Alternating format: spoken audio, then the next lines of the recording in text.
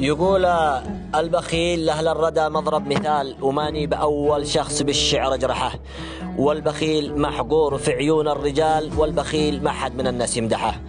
قد ذمها الرحمن في السبع الطوال، وكل سورة في المفصل تقدحه، وإن جامله ربعه في بعض الخصال، أبيات شعري والقوافي تفضحه. يعني كذا ولا كذا ما في مجال، الفسل فسل ما من حياته مربحه، ومن صفاته ما يحب إلا الريال، وما يصاحب غير أهل المصلحة، ويميل لأهل النميمة. أهل قالت وقال اللي يفر دماغه مثل رأس المروحة، يجمع ويخرجها رشاوي بالهبال، وما يكرم إلا الناس اللي تطرحه. لا شاف سيفتي جاب تمره والدلال، ويكرم الضابط علشان يسمحه، ويغير الثوب والشماغ وحط العقال، ويلفت انظار الحضور بالمسبحة.